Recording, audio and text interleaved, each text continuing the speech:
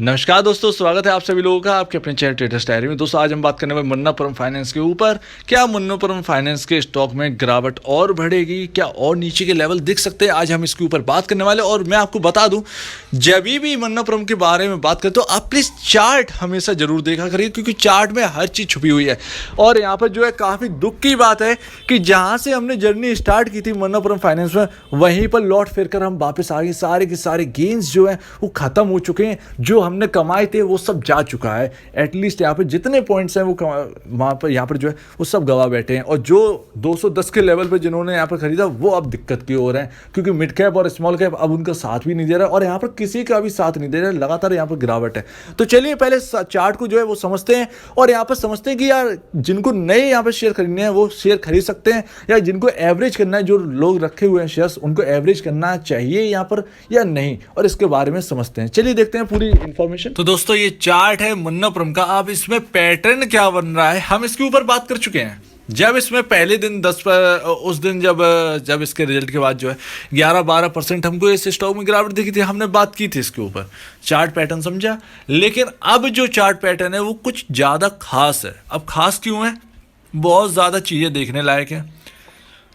तो सबसे पहले आपका जो रेजिस्टेंस का लेवल है वो 170.30 है और नीचे का जो लेवल है वो 156 है। अब आप ऐसा कहेंगे कि 156 का लेवल है, क्या बात है, बहुत नीचे की बात है, 10 रुपये नीचे की बात है।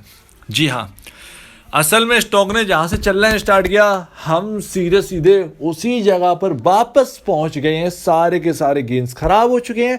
165 पर मैंने आपको यहाँ पर जो है खरीदने की राय दी थी सबसे पहले, और यहाँ पर जो है आपको यहाँ पर 210, 212, 215 के लेवल ईजिली आपको दिख गए थे।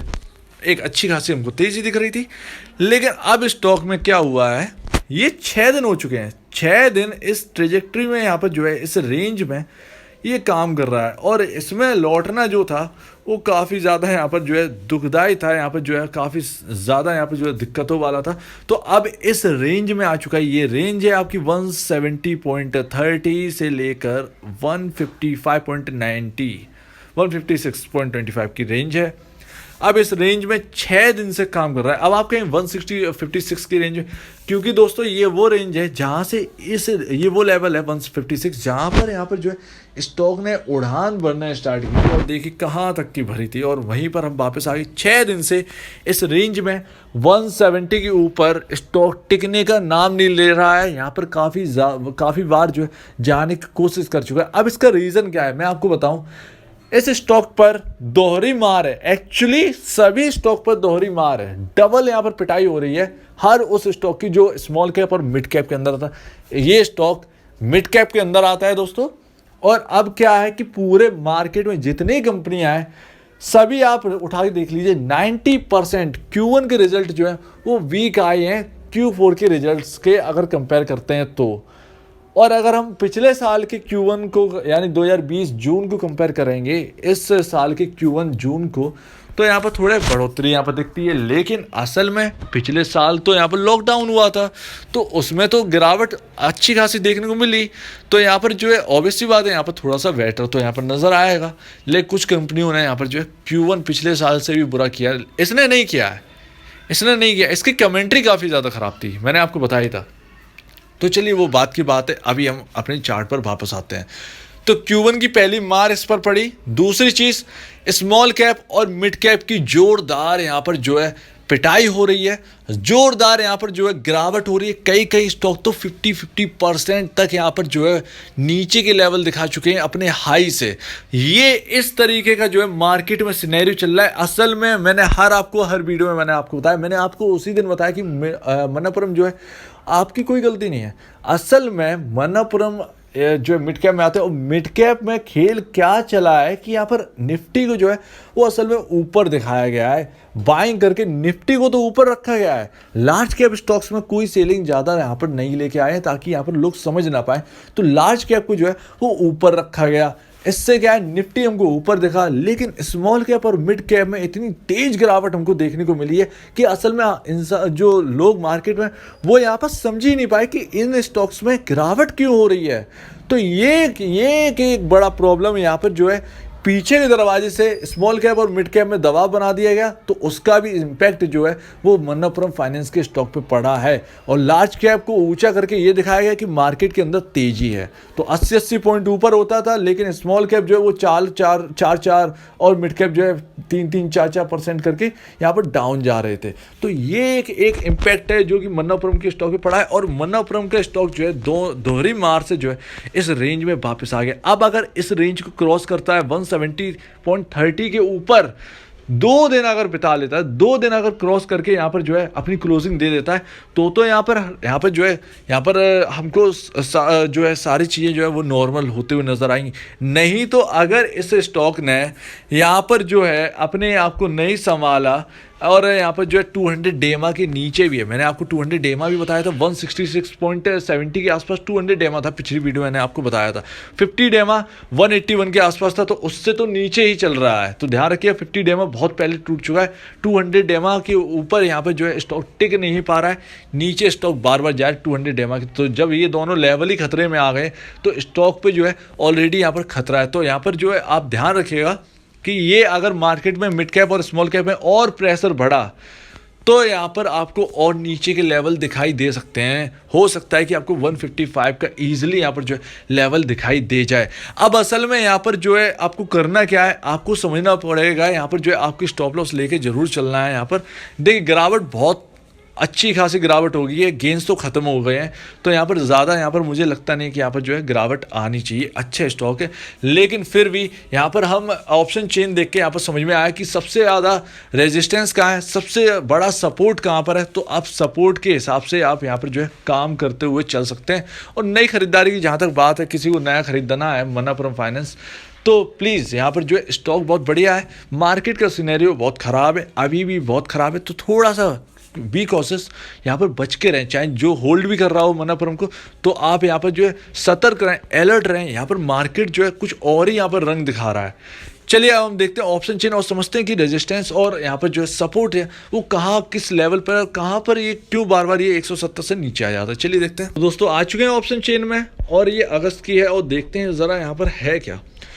तो ध्यान रखिएगा, एक तरफा आपके लेफ्ट हैंड, आपके फ़ोन जो आप देख रहे हैं, तो लेफ्ट हैंड में आपके कॉल्स हैं, इधर आपके पोर्ट हैं, यानी इधर जो लेफ्ट हैंड है उसमें आपका यहाँ पर जो है रेजिस्टेंस है, और यहाँ पर पुट की तरफ जो है वो यहाँ पर सपोर्ट है। तो पुट सबसे बड़े यहाँ पर पुट कौन सी होल्ड करती है यहाँ पर, तो पुट देखिए बहुत कम है, लेकिन रेजिस्टेंस बार बार 170 तोड़ के नीचे क्यों आ जाता है इसका देखिए। कॉल से 170 पर बहुत ज़्यादा यहाँ पर है, माफ कीजिए 51,72,000 कॉल्स हैं इस प्राइस पर, इस स्ट्राइक प्राइस पर 170। तो 170 को पार करना बहुत ही ज़्यादा मुश्किल है। इस एक्सपायरी में तो लग रहा है कि यहाँ पर जो है मुश्किल है, और अगर यहाँ पर पार कर जाए तो बहुत ही अच्छी बात होगी, लेकिन यहाँ पर बहुत बड़ा रेजिस्टेंस है 170। तो ध्यान रखिएगा 170 इस वक्त बहुत बड़ा रेजिस्टेंस है जिसे पार करना बहुत मुश्किल है।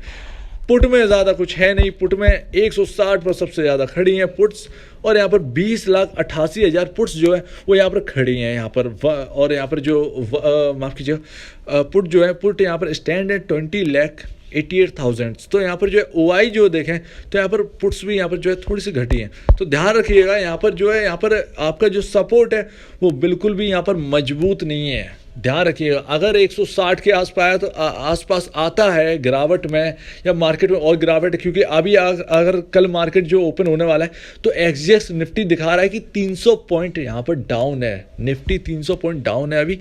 तो ये एसजीएक्स निफ्टी अभी दिखा रहा है। अब कल खुलता है मार्केट, कुछ रिकवरी हो जाए तो ज़्यादा से ज़्यादा 100 या 110 120 पॉइंट की यहाँ पर गिरावट के साथ हम खुले हैं, लेकिन फिर भी यहाँ पर जो है गिरावट है। और यहाँ पर जो है स्मॉल कैप में ऑलरेडी यहाँ पर गिरावट तो चली रही है, स्मॉल कैप और मिड कैप में, तो उसका कहीं इम्पैक्ट और ना पड़े तो यहाँ पर 160 का मैं बताऊँ 160 का बहुत जल्दी यहाँ पर अगर यहाँ पर टूटना है तो बहुत जल्दी टूट जाए, क्योंकि यहाँ पर सपोर्ट जो है वो मजबूत नहीं है। तो रेजिस्टेंस आपका 170 पर बहुत ज़्यादा मजबूत है, उसके बाद 175 पर, और उसके बाद 180 के पास जो है वो सपोर्ट काफ़ी, माफ़ कीजिएगा रेजिस्टेंस जो है वो काफ़ी ज़्यादा है। तो आप ये तो क्लियरली मान के चलिएगा कि अगर यहाँ पर स्थिति मार्केट की ख़राब होती है, ठीक है ना, मार्केट में गिरावट आती है, तो यहाँ पर थोड़ा सा सतर्क रहिएगा। यहाँ पर सपोर्ट मजबूत नहीं है, यहाँ पर रेजिस्टेंस बहुत है, बहुत रेजिस्टेंस है। तो लगता है कि यहाँ पर 26 अगस्त से पहले जो है वो यहाँ पर 170 के ऊपर जो टिकना है वो इस माफ़ कीजिए इस एक्सपायरी में जो है वो यहाँ पर थोड़ा सा मुश्किल लग रहा है। बाई चांस मार्केट में तेजी आए, भयंकर तेजी आए, तो यहाँ पर जो है आपको ऊपर के लेवल दिख सकते हैं। तो ध्यान रखिएगा, आपके सामने सारी की सारी बात है, आपके सामने ऑप्शन चेन है और ऑप्शन चेन में आपको पता चलेगा कि 170 से बार बार हम ऊपर जब जाते हैं 170 के तो फिर नीचे क्यों जाते हैं और तेजी से नीचे आते हैं। तो ये आपका रेजिस्टेंस बहुत बहुत मजबूत है। आपका रेजिस्टेंस 170 के पास जाने से ही यहाँ पर जो है ढकेलना स्टार्ट हो जाता है ये स्टॉक को। तो ध्यान रखिएगा, सपोर्ट मजबूत नहीं है, तो इसीलिए जो है सपोर्ट मजबूत ना होने की वजह से जो है आपको अलर्ट रहना होगा। उम्मीद है आपको बात समझ में आ गई होगी। जिन्हें लॉन्ग टर्म के लिए खरीदना है वो यहाँ पर खरीद के चल सकते हैं। नए लोग जिन्हें यहाँ पर एवरेज करना है, बिल्कुल स्टॉक बहुत अच्छा है। देखिए, आपको मैं बहुत बार मैं बोल चुका हूँ ये स्टॉक बहुत अच्छा है और काफ़ी वीडियोस में मैं बोल भी चुका हूँ, इसके बारे में बता चुका हूँ। लेकिन अभी थोड़ी सी कोविड के चलते यहाँ पर जो है थोड़ी सी सिचुएशन जो है वो ख़राब है, जो कि मैनेजमेंट ने पूरी बात भी बता दी है। तो आपको अगर वो जानना है तो पिछली वीडियो में आपको जो है मनोप्रम की वो सारी बातें हैं जो कमेंट्री में कही गई हैं। तो उम्मीद है आपको यहाँ पर जो है पूरी आपको बात समझ में आ गई होगी। अगर आपको वो कमेंट्री देखनी तो पिछली वीडियो में जो है वो आप देख सकते हैं। और अगर आपको यहाँ पर जो कुछ भी पूछना है, कुछ गलत लगा है इस वीडियो में, तो प्लीज़ कमेंट सेक्शन में जो है वो आप कहिए। कुछ भी पूछना हो, कुछ बताना हो इस कंपनी के बारे में, तो आप प्लीज़ कमेंट सेक्शन में बताइए। और आपकी जो एनालिसिस है वो प्लीज़ आप शेयर करिएगा कमेंट सेक्शन में। और अगर आपको ये वीडियो अच्छी लगी तो लाइक करिएगा, चैनल करिएगा सब्सक्राइब, प्लस बेल आइकन को जरूर दबाइएगा ताकि आपको नए नए नोटिफिकेशन जो है वो आपके पास आते रहें। तो अब दीजिए मुझे इजाज़त। वीडियो देखने के लिए बहुत बहुत धन्यवाद दोस्तों।